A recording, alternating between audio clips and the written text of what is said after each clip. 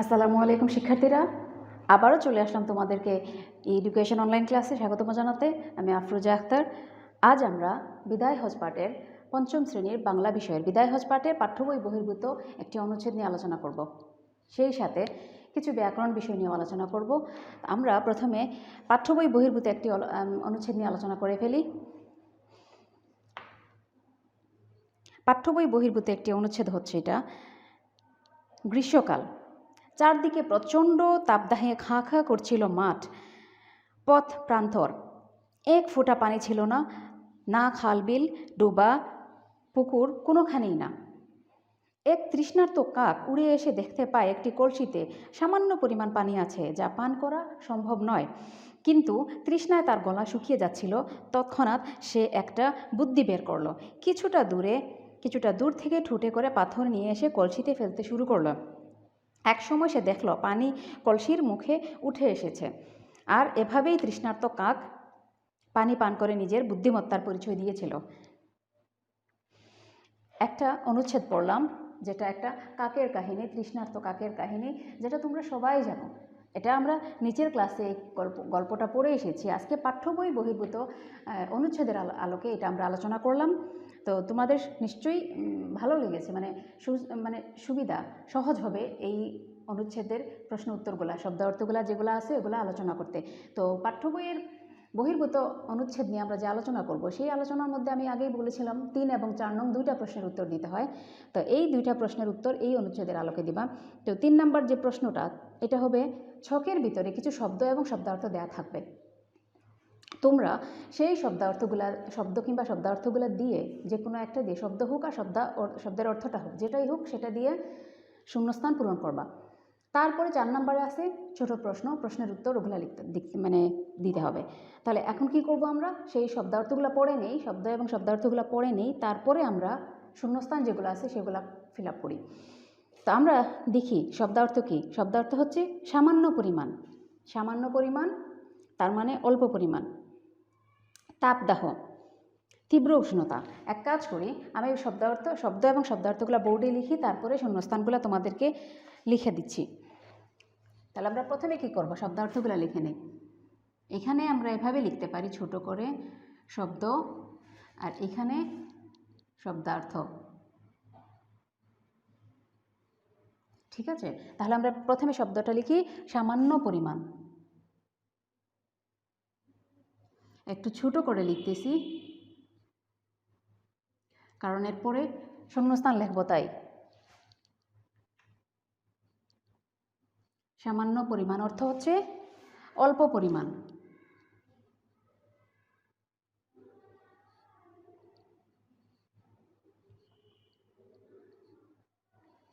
অল্প পরিমাণ। পরের শব্দটা হচ্ছে তাপদাহ।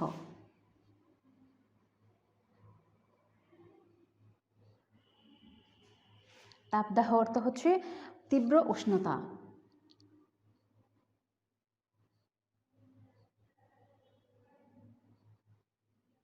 তীব্র উষ্ণতা। তারপরে হচ্ছে প্রান্তর। প্রান্তর অর্থ হচ্ছে মাঠের শেষ।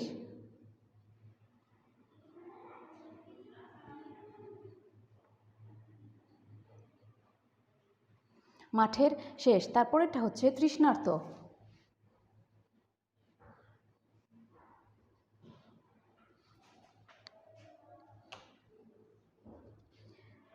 তৃষ্ণার্ত অর্থ হচ্ছে পিপাসায় কাতর।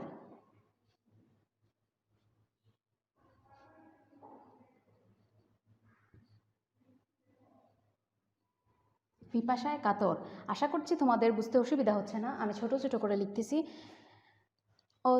তারপরে হচ্ছে অধীর।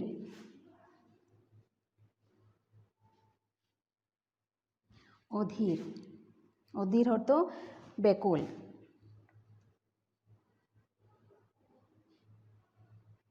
অধীর অর্থ হচ্ছে ব্যাকুল। এখন আমরা এই শব্দ এবং শব্দার্থের আলোকে শূন্যস্থান পূরণ লিখব।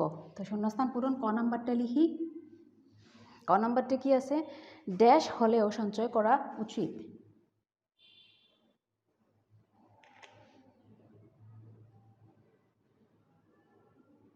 হলেও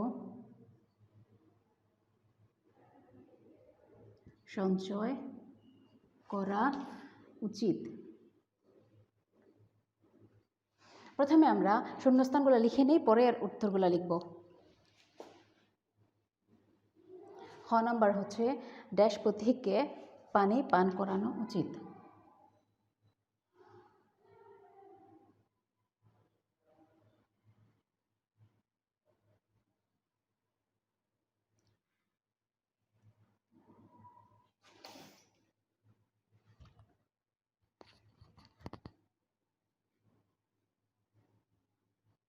পানি পান করানো উচিত। গ নাম্বার পথ ড্যাশ খা খা করছে।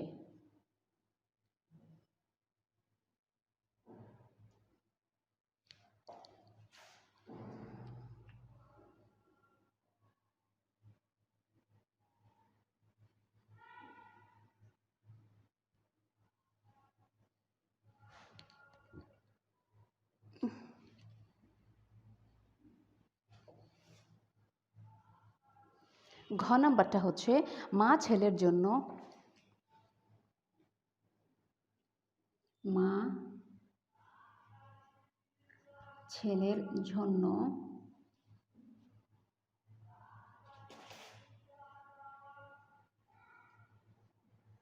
আগ্রহে অপেক্ষা ড্যাশ আগ্রহে অপেক্ষা করছেন।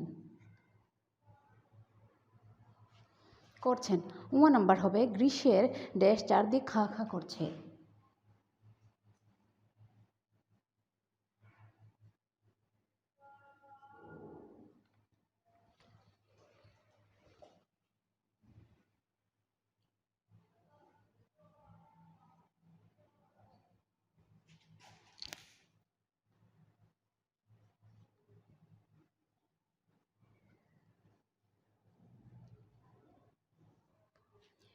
চারিদিকে খা খা করছে। এখন আমরা এই শব্দ এবং শব্দার্থ যে কোনো একটা দিয়ে এই শূন্যস্থানগুলো ফিল আপ করবো, শূন্যস্থানগুলো পূরণ করবো। এখন তাহলে আমরা কি লিখতে পারি? ড্যাশ, এখানে আছে ড্যাশ হলেও সঞ্চয় করা উচিত। কি হলেও? অল্প পরিমাণ, সামান্য পরিমাণ কিংবা অল্প পরিমাণ। তাহলে এখানে আমরা অল্প পরিমাণটা লিখলে সুন্দর আসবে।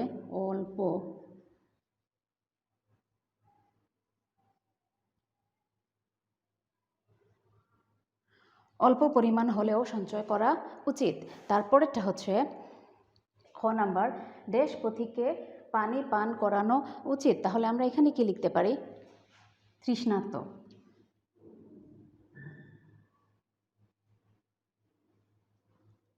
তৃষ্ণার্ত পথিককে পানি পান করানো উচিত। তারপরেরটা হচ্ছে গ নাম্বার পথ ড্যাশ খা খা করছে। এখানে হবে কি? পথের পরে কি হবে? আমরা এখান থেকে নিতে পারি কোনটা? প্রান্তর, মাঠে শেষ। পথ প্রান্তর, পথ প্রান্তর খা খা করছে। মা ছেলের জন্য ড্যাশ আগ্রহে অপেক্ষা করছেন। কি হবে এখানে? অধীর। আমরা কি লিখতে পারি? মা ছেলের জন্য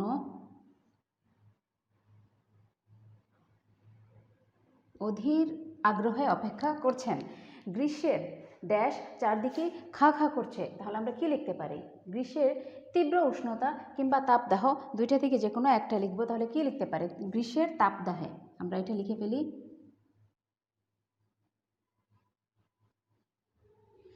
গ্রীষ্মের তাপদাহে চারিদিকে খা খা করছে। তাহলে দেখো আমরা পাঠ্য বই বহির্ভূত অনুচ্ছেদ যেটা সেটার আলোচনা করার পরে আমরা শব্দার্থ লিখলাম এবং শব্দার্থ দিয়ে শূন্যস্থানগুলো পূর্ণ করলাম। এবার আমি প্রশ্ন উত্তর নিয়ে আলোচনা করি। প্রশ্ন উত্তরগুলো তোমাদেরকে লিখে না দিয়ে মুখে মুখে আলোচনা করতেছি, তোমরা শুধু খেয়াল করো। ক নাম্বার কাক কোথাও পানি খুঁজে পেল না কেন? এ সম্পর্কে 5টি বাক্যে লেখো। এই প্রশ্নের উত্তরটা হচ্ছে গ্রীষ্মকালে প্রচণ্ড তাপদাহ থাকে। গ্রীষ্মকালে অবশ্যই গরম থাকে, সেটা আমরা সবাই জানি। গ্রীষ্মকালে প্রচণ্ড তাপদাহ থাকে। এখানে 5টি বাক্য লিখতে বলেছে, আমরা 5টি বাক্যই বলি। গ্রীষ্মকালে প্রচণ্ড তাপদাহ থাকে, সেই তাপে মাঠ ঘাট পথ প্রান্তর সব খা খা করে, এটা 2 নম্বর বাক্য। 3 নম্বর হচ্ছে খাল বিল পুকুর ডুবা সব শুকিয়ে যায়। 4 নম্বর কোথাও এক ফোঁটা পানি পাওয়া যায় না। 5 নম্বর তাই কাক কোথাও পানি খুঁজে পেল না। হয়ে গেল 5টি বাক্য। তারপরে দেখো খ নাম্বার, কাক কিভাবে নিজের বুদ্ধিমত্তার পরিচয় দিয়েছিল, বুঝিয়ে লিখো। তাহলে আমরা এখন কাকের বুদ্ধিমত্তার পরিচয়টা একটু বুঝিয়ে লিখতে বলছে, এটা একটু পড়ে নেই। উত্তরটা এভাবে লিখতে হবে, তৃষ্ণার্ত কাক পানির সন্ধান করতে গিয়ে একটি কলসিতে সামান্য পানি পায়, যা পান করা প্রায় অসম্ভব। তখন সে কিছুটা দূর থেকে ঠুঁটে করে পাথর নিয়ে এসে কলসিতে ফেলতে শুরু করে। একসময় দেখা গেল পানি কলসির মুখের উপরে উঠে এসেছে। আর এভাবেই তৃষ্ণার্ত কাক পানি পান করে নিজের বুদ্ধিমত্তার পরিচয় দিয়েছিল। এবার গ নাম্বার হচ্ছে, গ্রীষ্মকালে প্রকৃতির বর্ণনা দিয়ে 5টি বাক্য লেখো। গ্রীষ্মকালের প্রকৃতির বর্ণনা দিয়ে 5টি বাক্য লেখো। তো উত্তর হচ্ছে, গ্রীষ্মকালের প্রকৃতির বর্ণনা 5টি বাক্যে দেওয়া হলো, এভাবে লিখতে হবে। তারপরে লিখতে হবে যেমন 1 নাম্বার, গ্রীষ্মকালে প্রচণ্ড তাপদাহ থাকে। 2 নাম্বার, এ সময় মাঠঘাট প্রান্তর খা খা করে। 3 নাম্বার, খাল বিল ডুবা পুকুর সব শুকিয়ে যায়। 4 নাম্বার, এ সময় আম জাম কাঁঠাল সহ অনেক রসালো ফল পাওয়া যায়। আর 5 নাম্বার হচ্ছে, তীব্র রোদে জনজীবন দুর্বিষহ হয়ে ওঠে। তো এই ছিল আমাদের আজকের পাঠ্য বই বহির্ভূত অনুচ্ছেদের আলোচনা। 3 এবং 4 নাম্বার প্রশ্ন উত্তর। 3 নাম্বারে শব্দার্থ দিয়ে শূন্যস্থান পূরণ করা, আর 4 নাম্বারটা হচ্ছে প্রশ্ন উত্তর। এখন আমরা বোর্ডের এই লেখাগুলো মুছে ফেলবো। আমরা আমাদের বাংলা প্রশ্নের 5 নাম্বার যে থাকে, ক্রিয়াপদের চলিত রূপ নিয়ে আলোচনা করি। আমি ক্লাসের শুরুতেই বলছিলাম যে আমরা অনুচ্ছেদ পাঠ শেষে কিছু ব্যাকরণ বিষয় নিয়ে আলোচনা করব। তাহলে আমরা এখন এটা মুছে ফেলি।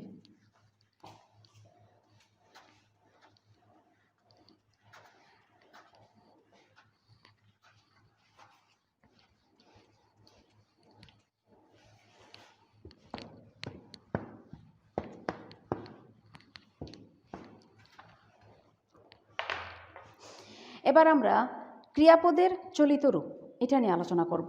তো আমি প্রথমে লিখে ফেলি,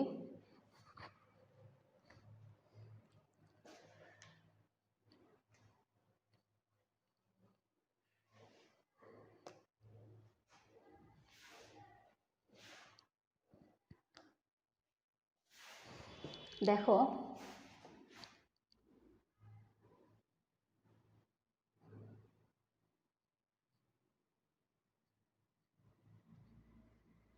ক্রিয়াপদের চলিত রূপ।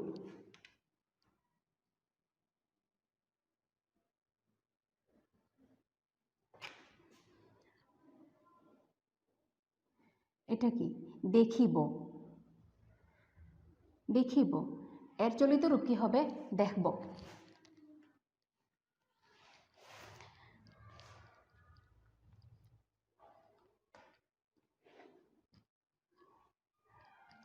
প্রথমটা হচ্ছে দেখিব, তারপরে হচ্ছে আচ্ছা দেখব, পরে আমরা এটা লিখে ফেলি, দেখিব দেখব।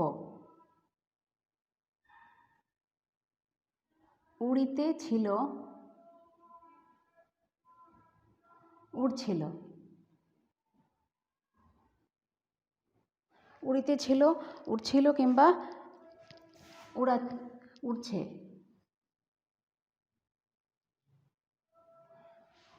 উড়িতে ছিল উড়ছে। তারপরেরটা হচ্ছে হইল। হইল কি হবে? হলো, কিংবা হইল হচ্ছে। তারপরে হলো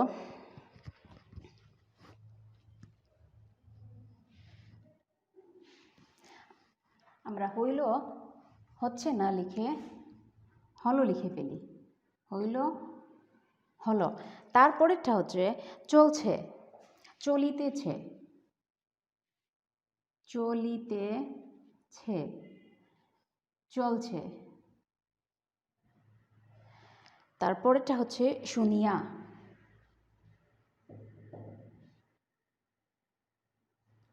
শুনিয়া শুনে। তারপরে হচ্ছে দেখিয়া।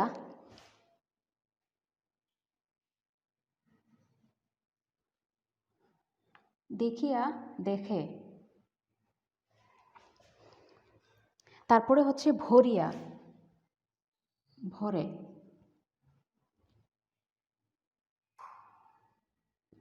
ভরে। এই হয়ে গেল আমাদের কয়েকটা ক্রিয়াপদের চলিত রূপ নিয়ে আলোচনা।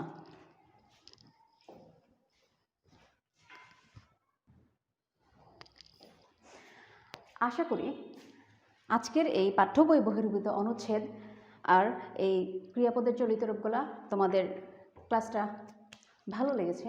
অবশ্যই তোমরা খেয়াল করে এগুলো দেখবা, ক্রিয়াপদের চলিত রূপ কিন্তু খুব ভালো করে খেয়াল করে লিখতে হবে। আর আমার পাঠ্য বই বহির্ভূত অনুচ্ছেদ, প্রশ্ন উত্তর এগুলো নিয়ে যদি তোমাদের কোথাও কোনো আলোচনা কিছু বলার থাকে, বোঝার থাকে, তাহলে অবশ্যই তোমরা কমেন্ট বক্সে লিখে জানাতে পারো। ততক্ষণ পর্যন্ত ভালো থাকো, ইনশাআল্লাহ আগামী ক্লাসে আবারও দেখা হবে। আল্লাহ হাফিজ।